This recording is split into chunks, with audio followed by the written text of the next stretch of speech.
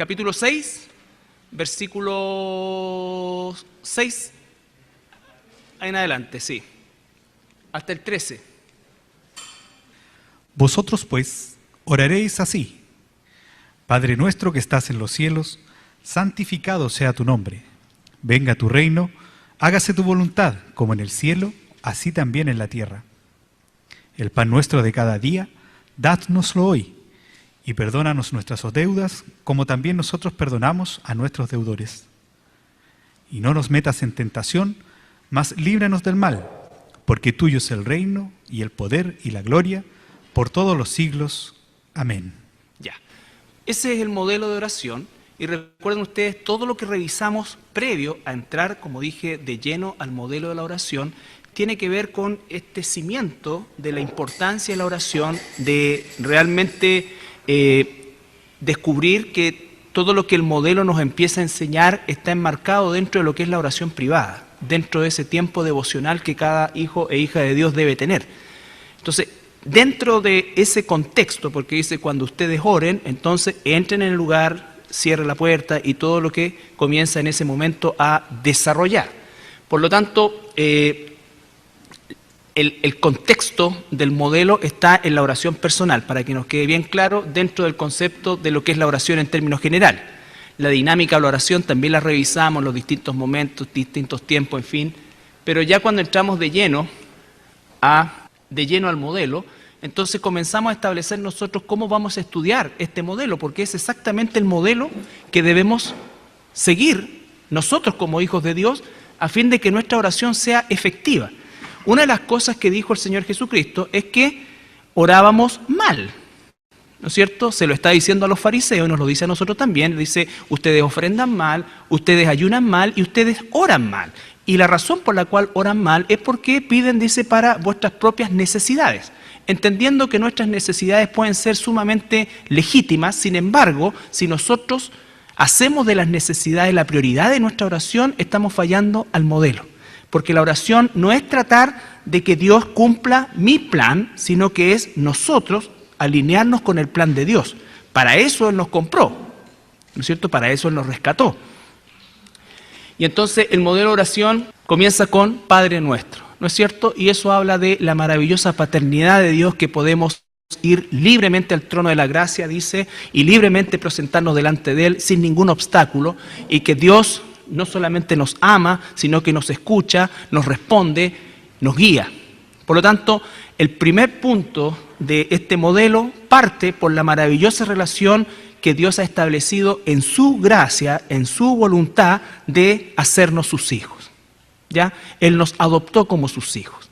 Por lo tanto, eso cambia inmediatamente nuestra relación en función del mundo. El mundo sin Dios no tiene esta relación. Dios no oye las oraciones de los perdidos, de los impíos.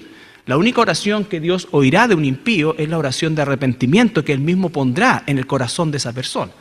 Entonces, esta paternidad de Dios, también, como vimos, Israel de alguna manera la conocía, pero más bien como una instancia de padre de la nación de Israel, Dios nuestro Padre.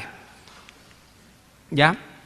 Vimos también la bendición de ser sus hijos, y la semana pasada revisamos santificado sea tu nombre. En este modelo, que parte con esta maravillosa certeza de la relación con Dios, la primera petición dice relación no con nosotros, sino con Dios. La prioridad de Dios. La prioridad de Dios es que su nombre sea santificado. Entonces, si yo soy un hijo de Dios, la prioridad de mi existencia de vida es que el nombre de Dios sea santificado. No son mis planes, son sus planes. Y esto es, hermanos, lo que en definitiva nosotros tenemos que ir asimilando, porque no puedo yo decir soy un cristiano que en definitiva no conozco ni me interesan los planes de Dios, ni sé cuál es realmente la perspectiva de Dios en relación a mi existencia. ¿Ya? Dios dice que nos ha comprado, nos ha salvado, nos ha redimido y nos ha dado propósito. Ese propósito significa que tiene que ver con Él, no conmigo desde el punto de vista de mis prioridades, ni de mis peticiones, ni de nada de lo que yo quiera establecer como prioridad antes de la suya. ¿Significa eso que Dios nos abandona o que no va a cumplir o no va a suplir nuestras necesidades? Por supuesto que no, y todos nosotros somos testigos de ello, porque siendo sumamente infieles, Él ha sido sumamente fiel, ¿o no? ¿Cierto? Por lo tanto, el tema de las necesidades y todo, o sea, que no puedo pedir y esto, esas son pataletas de niño que no deben ser parte de nosotros, porque si nosotros aprendemos a conducirnos en función de las prioridades de Dios, probablemente nuestras necesidades, en primer lugar, van a recibir un tratamiento de paz que sobrepasa todo entendimiento, y en segundo lugar, lo que Dios nos provea conforme a ellas siempre nos va a dejar con gozo. ¿Ya? El nombre de Dios, por supuesto que no estamos hablando de las letras propiamente tal, aunque incluso las letras tienen una importancia, como lo vimos la semana pasada, pero está en la identidad de Dios, sus atributos, su carácter, su grandeza, etc. Entonces, el nombre más grande de todos los nombres con los cuales Dios se nos revela es, obviamente, el nombre de Jesucristo, nombre sobre todo nombre. Todo eso lo vimos. Sí, ¿no es cierto? Gracias, porque a veces me pierdo con el turno de la tarde o la mañana. Y cómo santificar también lo vimos. Ok. Entonces, solamente como resumen, ¿cómo santificamos el nombre de Dios? En términos prácticos, lo primero es que parte en mi corazón, ¿no es cierto? O sea, el deseo sincero de hacerlo. Segundo, cuando entendemos y practicamos el temor de Dios. Para poder entenderlo, tengo que conocerlo, y para poder practicarlo, también tengo que conocerlo. Conciencia plena de Dios en relación a su omnipresencia, su omnisciencia, y por lo tanto servimos a Dios con integridad. Eso significa no solamente en el servicio eclesiástico, sino que el servicio a todo nivel, en nuestra actividad laboral, en nuestra familia, en todo, ¿no es cierto? Nosotros sabemos que Dios nos está mirando, entonces, así como dice la Escritura, que no trabajamos o no debemos hacer un trabajo como para el ojo humano, o sea, no solamente porque nos están vigilando o porque queremos ser bien evaluados. No significa que eso no nos importa, pero eso no es el punto de partida. El punto de partida es que soy un hijo de Dios y Dios me está viendo y Dios sabe si lo estoy haciendo correcto o incorrectamente. Y como no quiero ofenderlo a Él, lo voy a hacer correctamente. Eso puede traer como consecuencia, ¿no es cierto?, una felicitación, un buen trabajador, en fin, lo que sea, o no traerla. Pero el punto es que no depende de eso. Ese es el temor de Dios. Recuerden ustedes, hay 3 ejemplos, o por lo menos 3 ejemplos maravillosos en el Antiguo Testamento, empezando por José. El jefe de la cárcel lo dejó a él a cargo de todo. Eso no fue de la noche a la mañana. Tiene que haber visto la actitud, la integridad de José, y lo dejó a cargo de todo. Y antes Potifar lo había dejado a cargo de todo. Y José no solamente era honrado e íntegro, sino que lo hacía bien. Dios bendecía todo lo que José hacía. ¿Por qué? Porque era un hombre íntegro.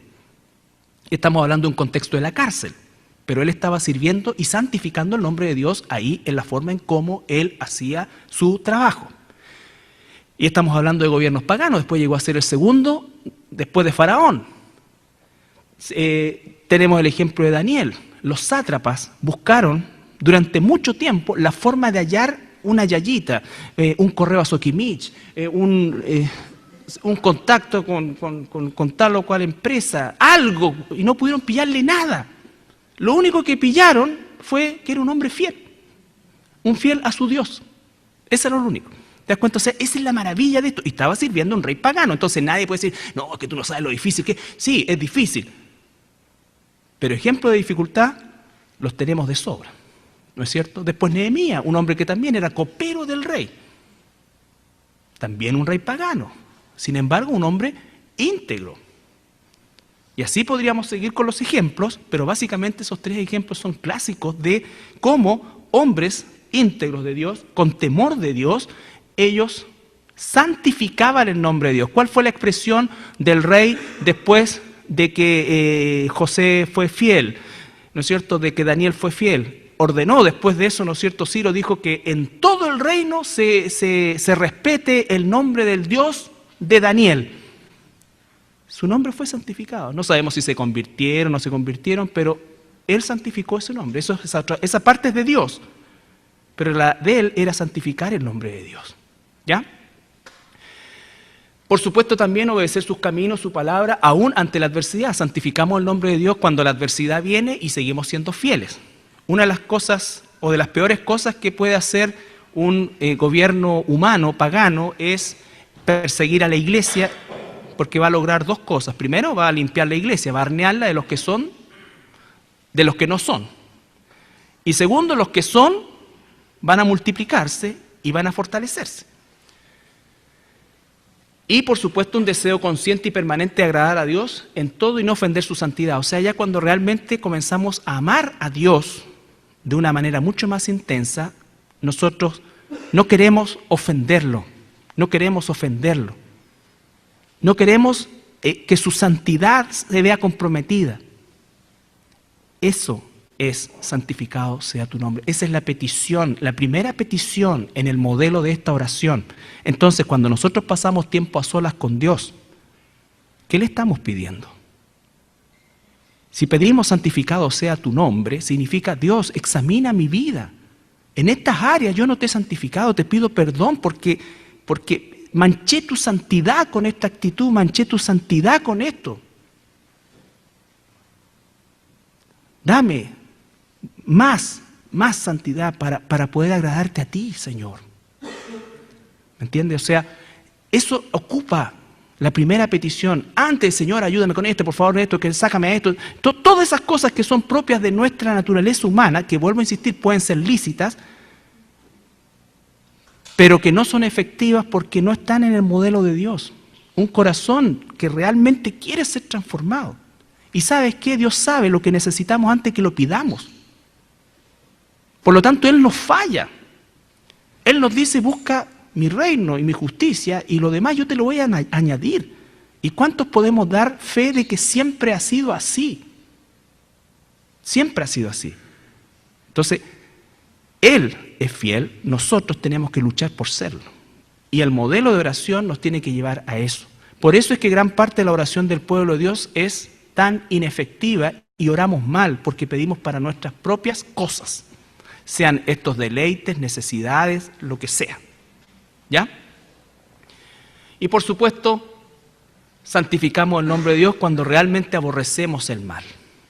Aborrecemos el mal, es decir, tenemos un rechazo absoluto hacia el mal. La segunda petición, que está en el versículo 10 del modelo, tampoco tiene que ver con nosotros directamente ni con nuestras necesidades. Tiene que ver con su reino. Es: venga tu reino, venga tu reino. Es la segunda petición en el orden de Dios. Cuando tú y yo entramos y oramos a Dios en nuestro tiempo personal, ahí volvemos al punto, no importa la hora, la posición, esto, no, importa que sea constante. Todos los días: Señor, santificado sea tu nombre, venga tu reino. Son dos peticiones. La tercera es más potente aún y es la conclusión de las dos primeras. ¿No es cierto? Hágase tu voluntad, como se hace en el cielo, que se haga en la tierra. Si estamos santificando el nombre de Dios, si estamos pidiendo o buscando el reino de Dios, entonces vamos a estar haciendo la voluntad de Dios. Pero no hacemos la voluntad de Dios cuando no santificamos su nombre y cuando el reino de Dios no es nuestra prioridad. Jesús nombró más de 150 veces el concepto reino en el Nuevo Testamento. Más de 150 veces. ¿Por qué? Porque el reino es la clave de la misión que tenemos como cristianos, como iglesia. El reino de Dios. Para eso es que somos santificados, para eso es que somos transformados, para eso es que somos usados, ¿no es cierto? Porque todo se trata del reino de Dios. Sin embargo, tenemos que hacer una introducción y seguramente hoy en la noche solamente vamos a alcanzar la introducción,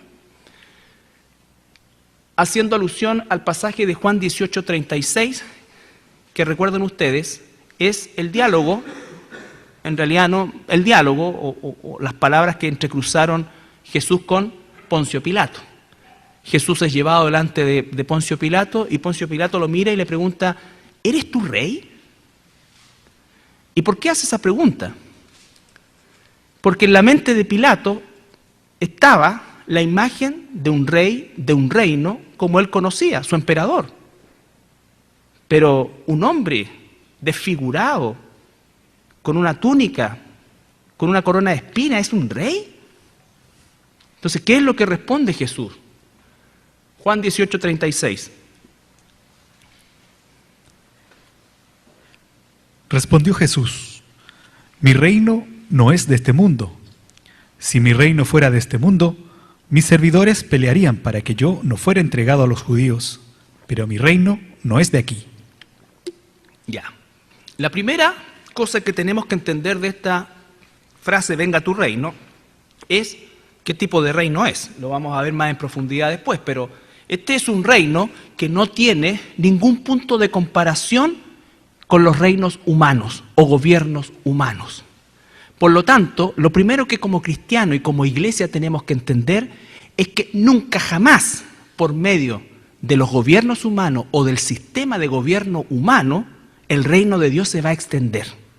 Esto no se trata de que haya presidentes cristianos, de que haya senadores cristianos, pueden haberlos, pero el sistema no es la forma. Dios no va a usar el sistema del mundo para extender su reino.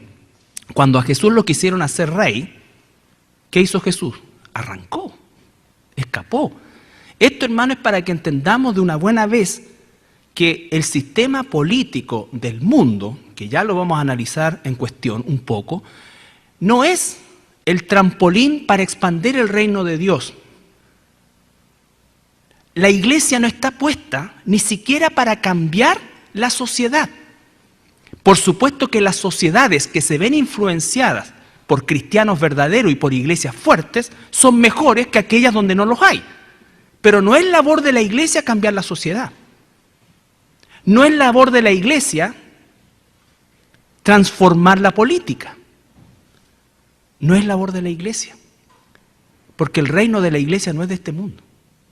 Estamos en este mundo, pero no somos del mundo. ¿Significa eso que somos indiferentes? No. Significa que nunca pensemos ni por un momento que lo que necesita Chile es un presidente cristiano, por ejemplo. ¿Sería mejor un presidente cristiano? Probablemente sí, pero tenemos naciones gigantes que han tenido presidentes cristianos, o por lo menos que asisten a la iglesia y que tienen ciertos principios, y la cosa es exactamente igual. Cuando la iglesia se mezcla con la política, pasa lo que pasó el 315, y empieza el nacimiento del catolicismo romano. Y empieza entonces, ¿por qué? Porque el sistema, mi reino no es de este mundo. Jesús le hubiese dicho a Pilato: Pilato, mira, podemos negociar. No, mi reino no es de este mundo. Y después le dice: ¿sabes qué cosa? Tú no tienes ninguna autoridad que no te sea dada de arriba. ¿Estamos? Lo primero, todos los gobiernos y los reinos del mundo están caídos y muertos espiritual y moralmente. Todos. Algunos más, otros menos. Todos.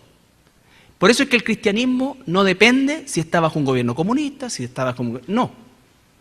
En este tiempo estaba bajo una opresión y una tiranía inimaginable para nosotros. Un emperador, alguien que se hacía llamar Curios, Dios. Dios. ¿Ya? Pero Jesús dice: todos los gobiernos del mundo, todos los sistemas del mundo de gobierno están caídos y corrompidos. Mateo 20:25. Entonces Jesús, llamándolos, dijo: sabéis que los gobernantes de las naciones se enseñorean de ellas, y los que son grandes ejercen sobre ellas potestad. El siguiente. Mas entre vosotros no será así, sino que el que quiera hacerse grande entre vosotros será vuestro servidor. Ya. Recuerden el contexto de eso que está en Marcos también, que dice que los discípulos habían empezado a discutir quién estaría más grande, si uno se sienta a la derecha o a la izquierda, o sea, cómo sería el gabinete de este reino, ¿ya? ¿Qué secretaría agarramos? Y el Señor los llama y le dice: ustedes saben una cosa, los reyes, gobernantes del mundo, ¿qué cosa? Se enseñorean de la gente que gobierna, siempre. Y ha sido a lo largo de toda la historia humana y va a terminar siendo así. Entre ustedes, dice, no va a ser así. Y les da una señal. El que quiere ser primero tiene que servirlos a todos y servirlos de corazón. ¿Ya? Entonces, cualquiera que quiera ser primero significa que ama tanto a sus hermanos que es capaz de servirle en todo, de corazón, sin esperar nada. Eso es primero para Dios según el orden del reino. Absolutamente contra natura. Nuestra naturaleza carnal rechaza eso. Por eso es que el reino de los cielos es sobrenatural. Es sobrenatural. ¿Ya? Lo segundo, la agenda de los gobiernos humanos proviene de los deseos de Satanás, no de los deseos de Dios. Efesios 2:1 al 3. Y Él os dio vida a vosotros, cuando estabais muertos en vuestros delitos y pecados, en los cuales anduvisteis en otro tiempo, siguiendo la corriente de este mundo, conforme al príncipe de la potestad del aire, el espíritu que ahora opera en los hijos de desobediencia. Ya, el príncipe de la potestad del aire que opera en los hijos de desobediencia. Antes nosotros andábamos en esa dirección, pero fuimos comprados por la gracia de Dios y entonces ya fuimos trasladados de las tinieblas a la luz. Pero hay un príncipe de la potestad del aire que es el que alienta, gobierna, es el que domina el sistema de pensamiento del mundo. El sistema de pensamiento del mundo, por eso dice la Escritura, a lo suyo vino y los suyos no recibieron, en el mundo estaba y el mundo por él fue hecho, pero el mundo no le conoció, el sistema de pensamiento del mundo lo rechaza a Jesús siempre, siempre, en todo lugar, en todo momento. Incluso naciones, entre comillas, declaradas cristianas, no lo son, porque rechazan la ley de Dios. Rechazan la ley de Dios. Solamente cuando comenzó en alguna medida la nación de Estados Unidos, por supuesto que una nación que es influida por principios cristianos va a ser mejor que una nación que no lo es. Esa es una realidad. Pero no, una cosa es solamente un concepto de influencia, que igual se pierde. Pero es lo que marca, incluso en ese sentido, es como tocarle el manto a Jesús nomás. Es tan potente el Evangelio que aun cuando no sea una nación cristiana, pero si toma principios cristianos para sus directrices, entonces va a ser mejor que una que no. ¿Ya? Que una que no. Pero no existen naciones cristianas. Son todas paganas. ¿Hay cristianos en esas naciones? Sí. Pero los gobiernos no los guían. Si fuera una nación cristiana Estados Unidos, en primer lugar no estaría en la ONU. En segundo lugar, y así sucesivamente. ¿No es cierto? Primera de Juan 5, 18 y 19. Sabemos que todo aquel que ha nacido de Dios no practica el pecado. Pausa. Otra diferencia. El que ha nacido de Dios vive en un mundo caído, pero no practica el pecado. ¿Estamos? Pues aquel que fue engendrado por Dios le guarda y el maligno no le toca. Ya. Sabemos que somos de Dios y el mundo entero está bajo el maligno. El mundo entero está bajo el maligno, ¿no es cierto? Y Juan 14, 30. No hablaré ya mucho con vosotros, porque viene el príncipe de este mundo y él nada tiene en mí. No hablaré más con ustedes porque ya viene ¿quién? El príncipe de este mundo y él nada tiene que ver conmigo. ¿Ya? Entonces, los gobiernos del mundo, todos los gobiernos del mundo, sus agendas están mediadas por los deseos de Satanás. ¿Ya? Por los deseos de Satanás. Por eso es que no es por medio de un gobierno humano que la iglesia se va a expandir. Aun cuando un gobierno humano pueda conceder libertades. Pero paradojalmente cuando se conceden libertades, la iglesia en vez de expandirse, la iglesia crece numéricamente, pero no crece en profundidad. Y se llena de personas que no sabemos si son o no son, porque dicen ser, pero viven como si no son. Entonces, no es tampoco un beneficio necesariamente la libertad que tenemos si no la sabemos usar. Si no la sabemos usar. Ahora, en 1 de Pedro, que no está ahí, 1 de Pedro capítulo 2, versículo 11, 1 de Pedro capítulo 2, 11 y 12. Solamente 11 y 12 por ahora. Amados, yo os ruego como a extranjeros y peregrinos que os abstengáis de los deseos carnales que batallan contra el alma, manteniendo buena vuestra manera de vivir entre los gentiles, para que en lo que murmuran de vosotros como de malhechores, glorifiquen a Dios en el día de la visitación, al considerar vuestras buenas obras. Ahí está el programa de la iglesia. Amados, yo os ruego, en primer lugar, somos extranjeros y peregrinos. Esto es fundamental porque el reino de Dios es eterno, perpetuo, para siempre. Todo lo que vivimos hoy en este mundo es perecedero, pasajero. Si nos quisieran quitar todo,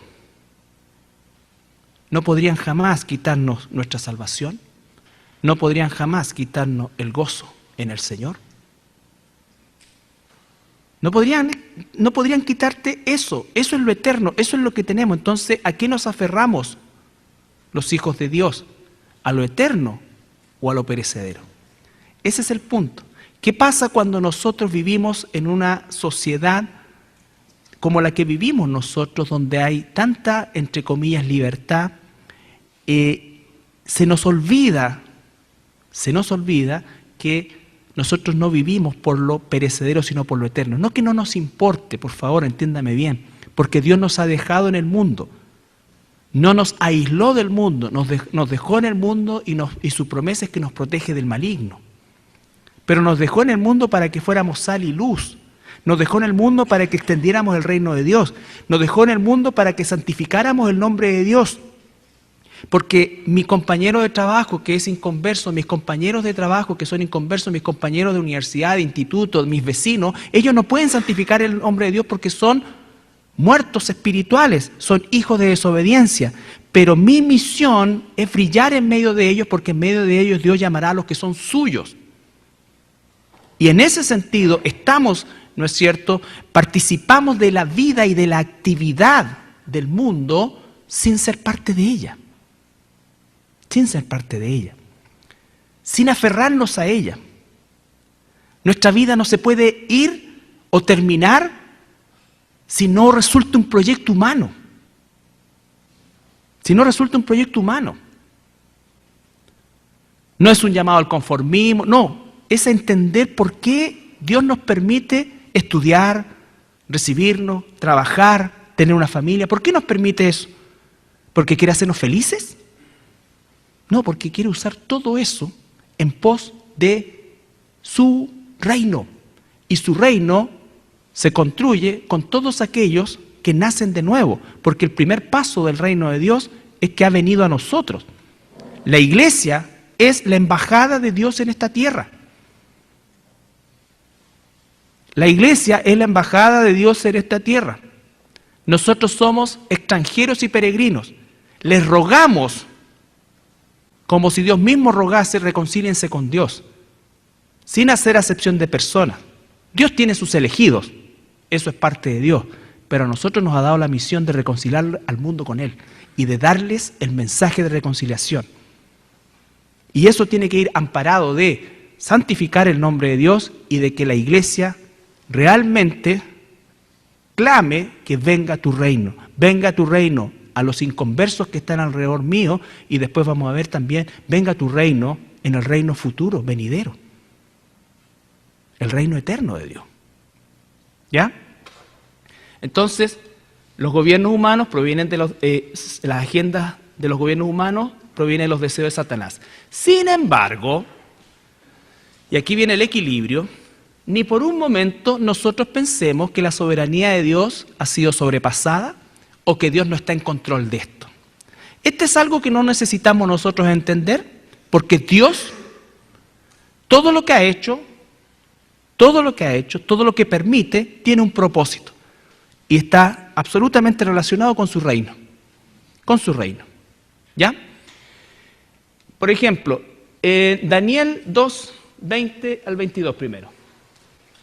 Y Daniel habló y dijo: sea bendito el nombre de Dios de siglos en siglos, porque suyos son el poder y la sabiduría. Él muda los tiempos y las edades, quita reyes y pone reyes, da la sabiduría a los sabios y la ciencia a los entendidos. Él revela lo profundo y lo escondido, conoce lo que está en tinieblas y con él mora la luz. Hermano, uno tiene que, más que entender, aceptar el modelo de la soberanía de Dios. ¿No es cierto? Él es el que quita reyes, pone reyes. ¿Recuerdan ustedes el pasaje cuando Belsasar está haciendo una fiesta, está borracho y en su borrachera manda a pedir los vasos que habían traído del templo de Jerusalén. Y cuando empieza a usar esos vasos de manera indigna, sale una mano y escribe Mene, Mene, Tekel, Uparsin. Se le pasó la cura al tiro, ¿no es cierto? Así dice la Escritura, inmediatamente, o sea, estoy parafraseando, pero inmediatamente entonces él se acuerda que en el reinado de su padre había un hombre llamado Daniel. Daniel ya tenía sus años y lo manda a llamar. Y le dice, si tú me revelas esto, yo te corono y te hago rey y todas las cuestiones. ¿Y qué le dice Daniel? Hasta aquí nomás llegaste porque Dios dice, te pesó y fuiste hallado falto, así que hasta hoy día nomás está ahí. Y lo corona y toda la historia, pero esa misma noche los medios y los persas irrumpen y desaparece el glorioso reino de Babilonia. Dios está en control de todo. Dios colocó a Hitler. Dios colocó a Hitler. ¿Pero cómo? Sí, Dios colocó a Hitler. Y tenía un propósito con su pueblo étnico llamado Israel. Los judíos vivían felices y forrados en toda Europa, ¿no es cierto? Y nadie quería volver a ese tierral de la tierra llamada Palestina malamente el día de hoy. Nadie quería volver ahí. Entonces él mismo los comprimió y a partir del holocausto, del asesinato de más de 6 millones de judíos, ¿no es cierto? El año 48 nace la nación de Israel. Y es en ese momento, a las 12 del día, Ben Gurión da su discurso de nacimiento del moderno Estado de Israel, y en ese mismo día, a las 6 de la tarde, comenzaron a atacar los egipcios, sirios, jordanos, Arabia Saudita, todos contra Israel. Y ese puñado de gente mal alimentada, sin entrenamiento, logró no solamente resistir, sino que vencer a eso. Eso es antinatural. Eso es imposible. Lo hizo. Y así ha sobrevivido, y no solamente ha sobrevivido, sino que ha prosperado. 70 años después es una nación desarrollada. ¿Por qué? ¿Porque ellos son más inteligentes que nosotros? No, porque Dios tiene una promesa con ellos. Dios tiene una promesa con ellos. Entonces, Dios es el Señor de la historia, es soberano sobre todo. Y usó una cosa horrorosa para nosotros para hacer lo que hizo con la nación de Israel. Cuando uno lee Job completo, recuerden el libro de Job siempre y pasa todo. Por todo lo que pasó, después al final, Job, ¿qué es lo que dice? Yo ahora recién, yo creía que te conocía. Entonces, Dios tiene propósito en todo. Y los gobiernos humanos, todos tienen un propósito. Todos tienen un propósito. ¿Ya? Dios no ha perdido el control. Me salté, perdón. Entonces, Dios es el soberano, Él coloca reyes, saca reyes. Primera de Crónicas 29, 11, 12. Y uno dirá, bueno, pero si como yo soy el que voto, o sea, Él el que mueve mi mano y que mueve los reyes, ese no es algo en lo cual nosotros tenemos que meter, pero para Dios no es una sorpresa quién va a ganar la elección en los Estados Unidos, que está peor que nosotros porque tiene dos candidatas, tiene por un lado a la Hillary y por otro lado tiene al Donald Trump, o sea, nosotros en ese sentido nos podemos sentir por lo menos aliviados de que no estamos tan mal, ¿no es cierto? Que están resucitando nuestros propios dinosaurios, por un lado tenemos al Lago y por otro lado tenemos a Piñera, ¿no es cierto? Los dos mismos, cuando uno ve las primeras filmaciones, pero jovencitos y hoy día canosos, viejos, pero ahí están. Ahí están. ¿Por qué? Porque en el fondo no quieren soltar el poder. No sé si es la plata, no. Quizás en los mandos medio y para abajo sea el dinero. El dinero. Pero a estos niveles ya es el poder. ¿Ya? Primera de Crónicas 29, 11 y 12.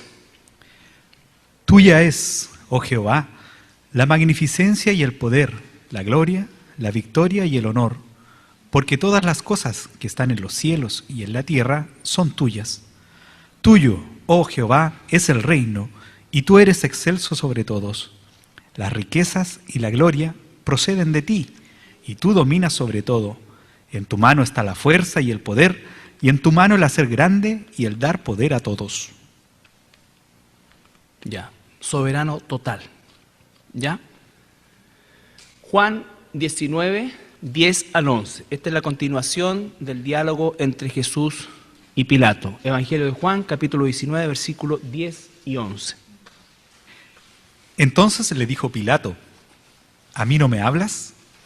¿No sabes que tengo autoridad para crucificarte y que tengo autoridad para soltarte? Pilato dijo: yo soy la autoridad aquí. La autoridad máxima de esta tierra soy yo. ¿No sabes que yo puedo mandar a crucificarte o puedo mandar a soltarte?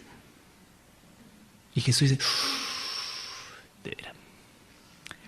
Respondió Jesús: ninguna autoridad tendrías contra mí si no te fuese dada de arriba. Por tanto, el que a ti me ha entregado, mayor pecado tiene.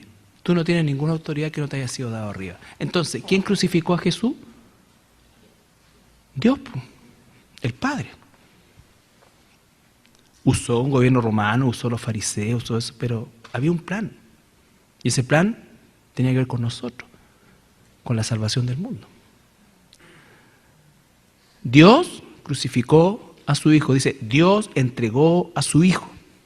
Él lo entregó.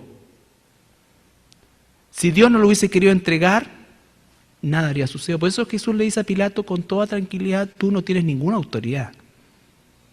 Tú crees que estás en autoridad, pero si no, toda autoridad que tienes te ha sido dada, una autoridad delegada. Dios permite que eso suceda. Por lo tanto, en función de esta introducción, en el concepto de que el reino de Dios no es de este mundo, hay una realidad que nosotros, en la cual hemos vivido, hemos nacido y hemos vivido y viviremos hasta que partamos o que el Señor nos lleve, es que todos los gobiernos y los reinos del mundo están caídos, pervertidos y espiritual y moralmente caídos. Todos los gobiernos del mundo siguen la agenda del príncipe de la potestad del aire, que es Satanás. Sin embargo, Dios es soberano sobre todo y Dios es el que está en control de todo porque tiene un plan y un propósito. Por lo tanto, ¿cuál es la ordenanza de la Iglesia con respecto a los gobiernos humanos? Es fundamental entenderlo también, por lo mismo que hemos visto o comenzamos este estudio, ¿no es cierto? No es por medio de los gobiernos humanos.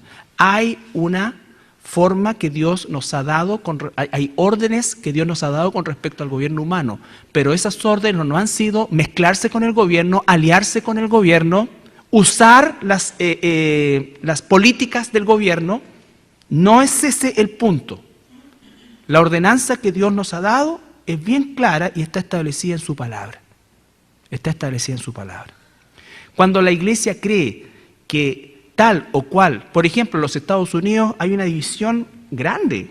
Los republicanos históricamente han sido parte de la clase, entre comillas, ya esta altura conservadora de los Estados Unidos, compuesta principalmente por grandes congregaciones cristianas. Pues bien, hoy día las congregaciones cristianas están divididas porque hay una alta mayoría que le está dando el favor a Donald Trump, ¿no es cierto? Ahora, no se trata, si se lo estuvieran dando a Clinton sería exactamente lo mismo. El punto es que la Iglesia no puede aparecer involucrado con eso.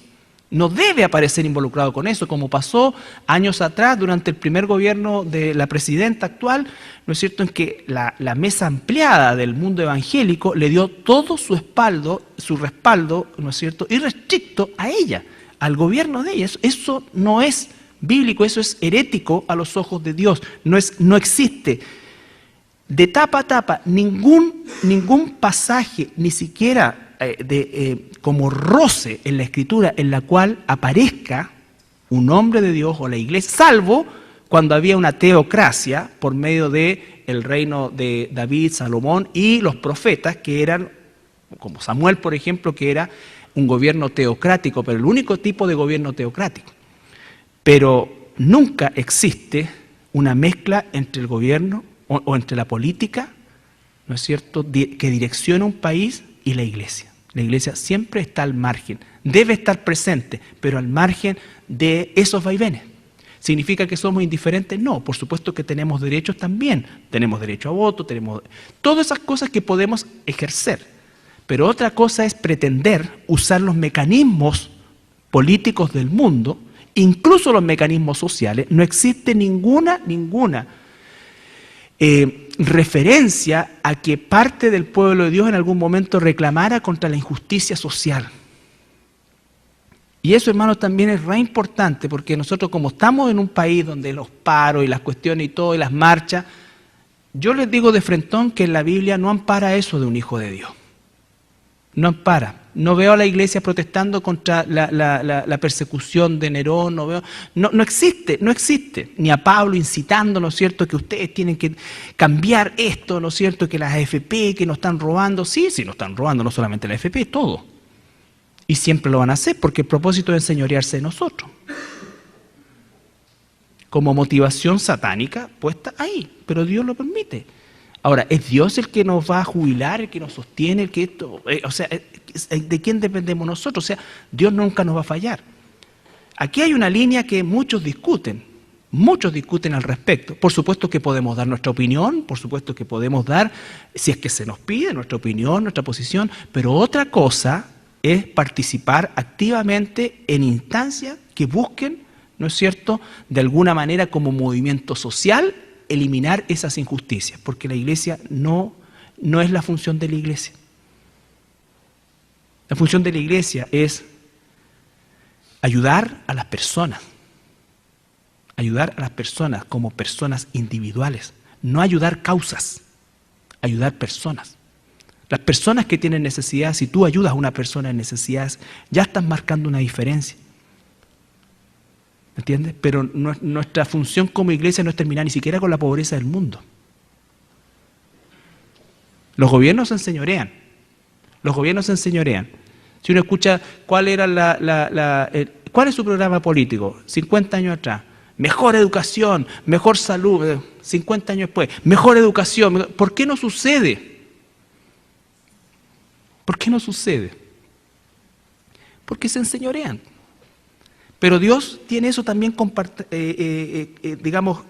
compartido con que se permite esto otro, que hay un orden social, que todas estas cosas.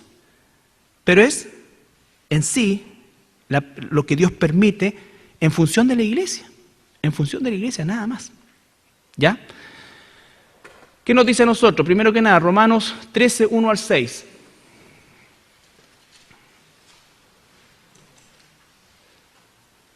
A propósito también de esto, que yo estuve muy contento que los obispos evangélicos hubiesen alzado la voz frente a situaciones como el aborto, el matrimonio igualitario, como una postura que es lícito dar una postura del mundo cristiano. ¿Ya? No puedo decir colega porque eran obispos, yo soy pastor nomás. Entonces, pero ya después se pasan a la raya al tiro, vamos a formar un partido evangélico y vamos a levantar un candidato. Ya sonó la cuestión. Iban re bien. Porque va a pasar lo mismo que con el diputado, ¿no es cierto?, del sur. Pobrecito, lo tiraron a la palestra, ¿no es cierto?, y lo quemaron a él por migajas, mientras los otros roban gigantes, este otro sí, 3 millones y tanto recibió, se manchó igual. Entonces, al nivel que llega la corrupción, nadie se salva. Tiene los dinosaurios, ¿no es cierto?, que son artistas de esto y que llevan 50 años metidos en la política como Saldívar y todo esto, y se aprofitan y pasan piola. ¿A quién habla de ese chico? ¿Quién habla de él? Nadie, es un artista. Y tenemos este otro grupo, ¿no es cierto?, que por unas migajas lo queman. Porque esa periodista no le va a ir a hacer esa investigación al Girard, no se la va a hacer. Se la hace a este otro, al chiquitito. ¿Ya? Porque hasta eso es manejado. ¿Qué dice Romanos 13, 1 al 6? Sométase toda persona a las autoridades superiores, porque no hay autoridad sino de parte de Dios, y las que hay, por Dios han sido establecidas. De modo que quien se opone a la autoridad, a lo establecido por Dios, resiste, y los que resisten acarrean condenación para sí mismos. Primera cosa dice que tenemos que someternos a la autoridad. Punto. No está diciendo qué color, qué dirección. No, someternos a la autoridad. Hay una autoridad y nosotros vivimos bajo esa normativa. Ya sabemos que la única forma de dejar de someternos a la autoridad es cuando la autoridad nos prohíba predicar la palabra, enseñar la verdad, vivir esto, cosas que tengan que ver con el reino de Dios. Lo otro, el IPC, el IMASEC, es. Porque los magistrados no están para infundir temor al que hace el bien, sino al malo. ¿Quieres, pues, no temer la autoridad? Haz lo bueno y tendrás alabanza de ella, porque es servidor de Dios para tu bien. Pero si haces lo malo, teme, porque no en vano lleva la espada, pues es servidor de Dios, vengador para castigar al que hace lo malo. Por lo cual es necesario estarle sujetos, no solamente por razón del castigo, sino también por causa de la conciencia. Pues por esto pagáis también los tributos, porque son servidores de Dios, que atienden continuamente a esto mismo.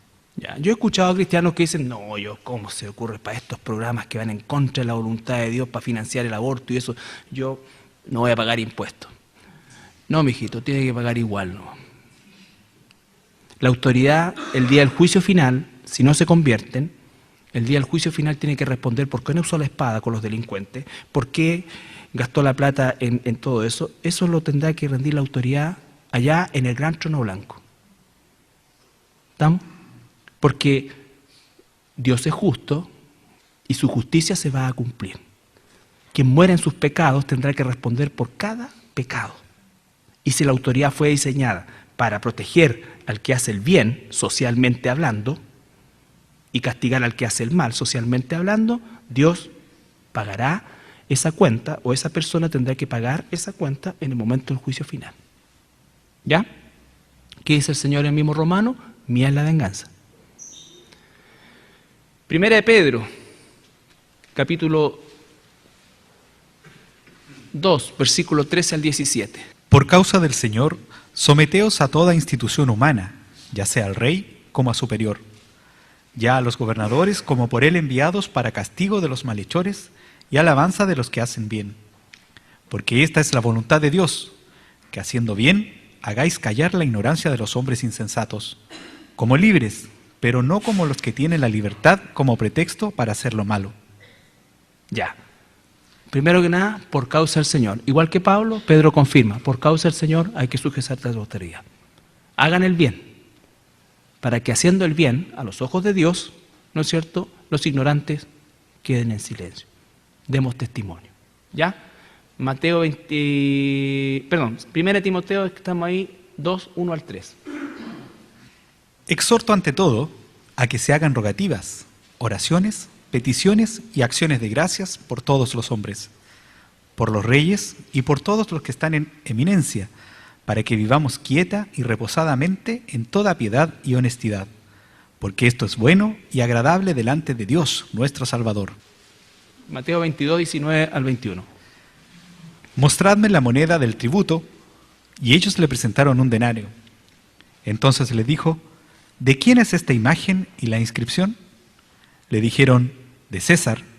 Y les dijo, dad pues al César lo que es de César, y a Dios lo que es de Dios. Ya, recuerden que esa escena es clásica, una de las tantas escenas en las cuales los fariseos intentaban que Jesús se quemara con alguna de las dos partes. Si Jesús decía, hay que pagar impuestos, así a secas, el pueblo judío se le iba en contra, y lo más probable es que hubiesen dicho, este es un publicano, que era los que cobraban impuestos, que era un judío que cobraba impuestos como Mateo, y era la lacra dentro del pueblo de Israel. ¿Ya? Y si decía, no hay que pagar impuestos, entonces iría en contra de la ley establecida por los romanos y se echaría al bolsillo todo lo que después es la doctrina de Pablo en relación a nuestra relación con la política o con el gobierno humano. Entonces él, de una manera extraordinaria, sencilla pero extraordinaria, pesca la moneda y dice, ¿quién sale acá? César. Ya, entonces denle a César lo que es de César y a Dios lo que es de Dios. ¿Ya? Un cristiano tiene que ser un ciudadano que cumpla y se sujete a las leyes humanas por causa del Señor, pero tiene que darle a Dios lo que es de Dios. Cuando darle a Dios lo que es de Dios es interrumpido por César, entonces César para el lado. Pero vienen consecuencias de eso. Pero mientras la situación es así, a César lo que es de César y a Dios lo que es de Dios. ¿Ya? No hay un conflicto de intereses, entre comillas, para un cristiano, en ese sentido. Está bajo la ley de Dios, es un extranjero y peregrino, somos embajadores en nombre de Cristo y todo eso, o sea, estamos en una nación extraña, nuestra ciudadanía está en los cielos, dice, y por lo tanto vamos en un peregrinaje, somos el cuerpo de Cristo. Y el cuerpo de Cristo, el reino de Dios.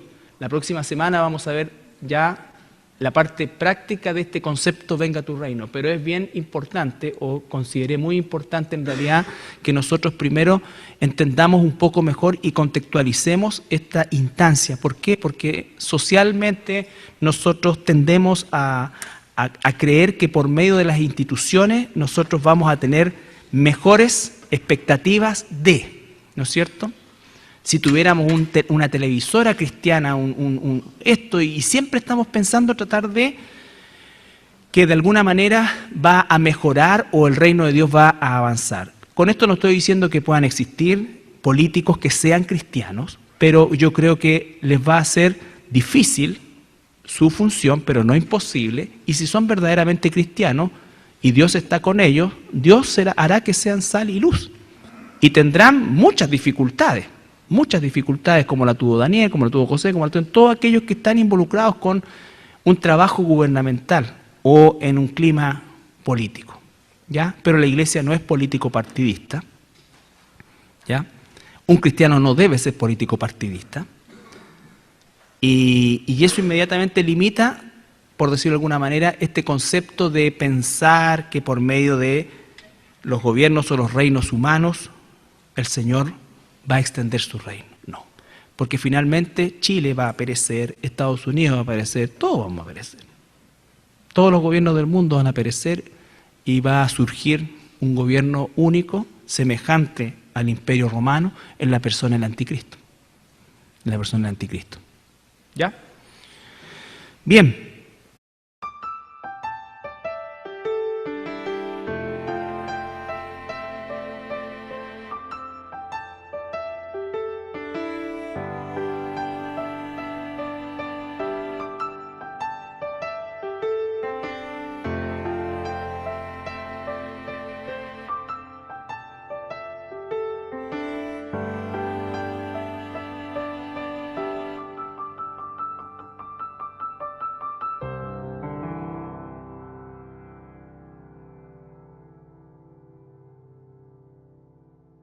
Capítulo 6, versículo 6 en adelante, sí, hasta el 13.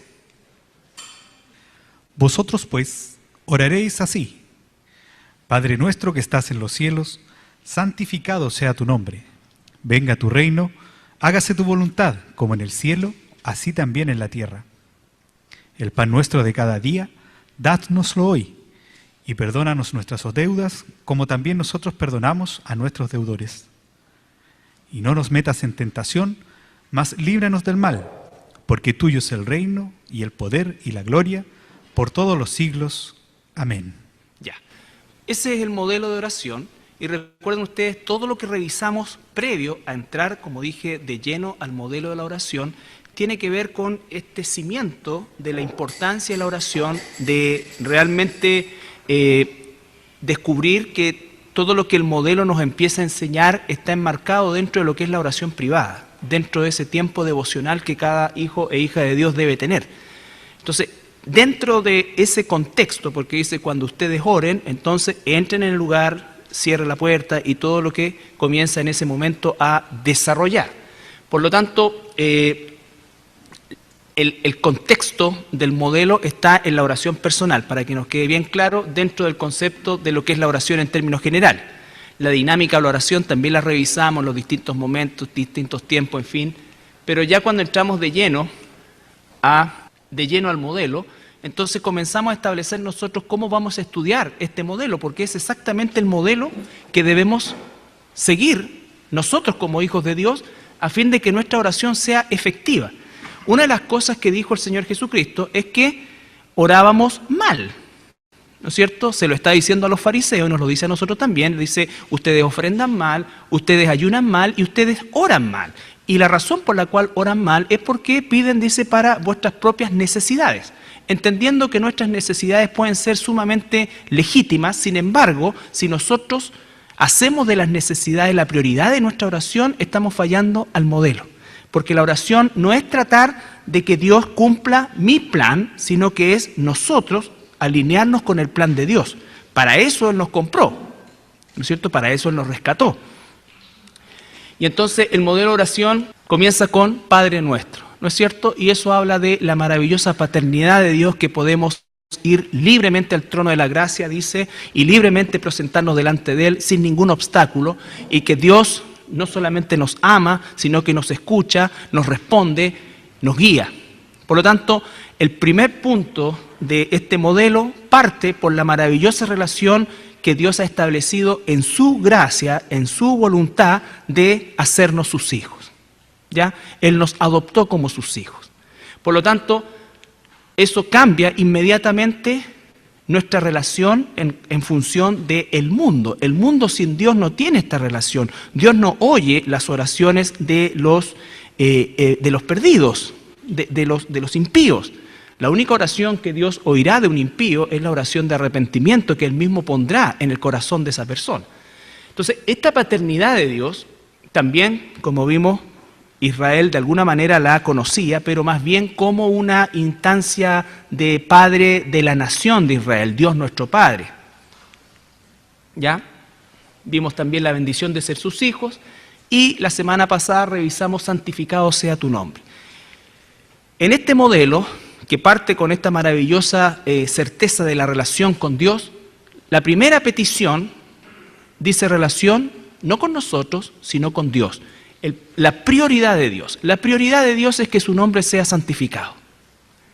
Entonces, si yo soy un hijo de Dios, la prioridad de mi existencia de vida es que el nombre de Dios sea santificado. No son mis planes, son sus planes.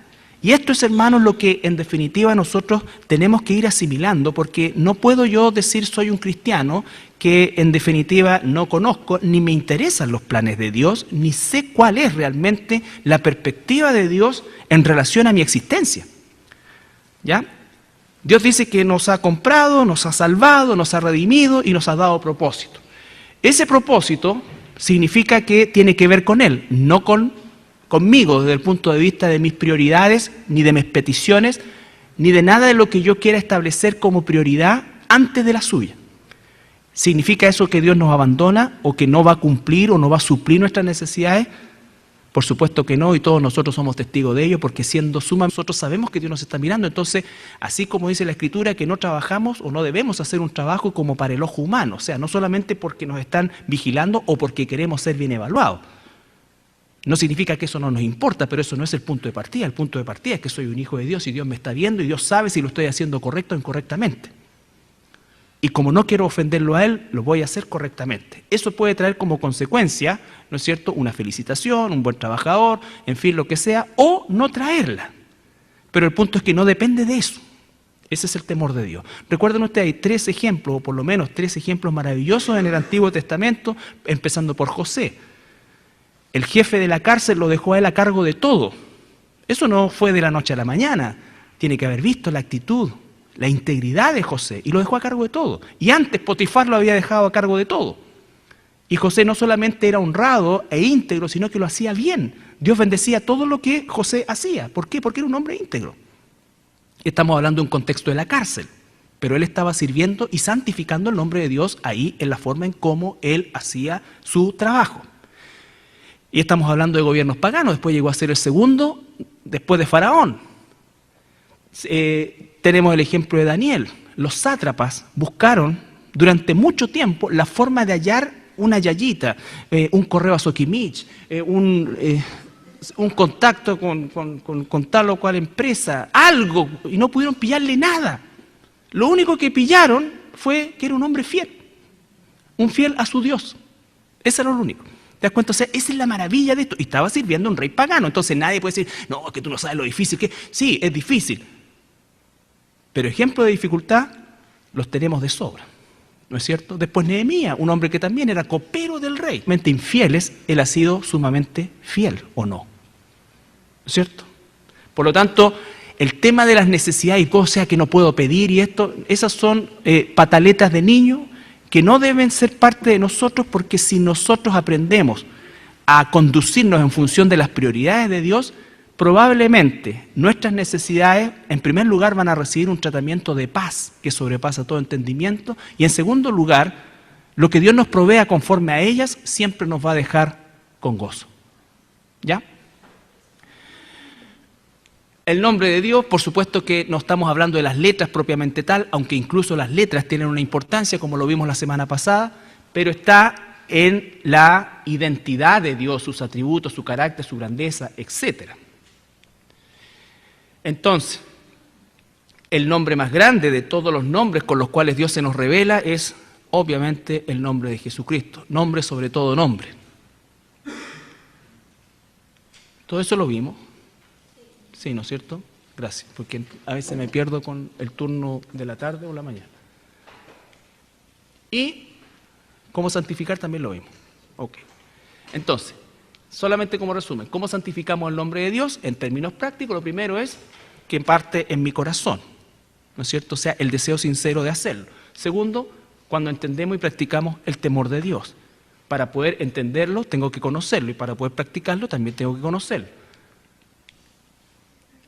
Conciencia plena de Dios en relación a su omnipresencia, su omnisciencia, y por lo tanto servimos a Dios con integridad. Eso significa no solamente en el servicio eclesiástico, sino que el servicio a todo nivel, en nuestra actividad laboral, en nuestra familia, en todo, ¿no es cierto?,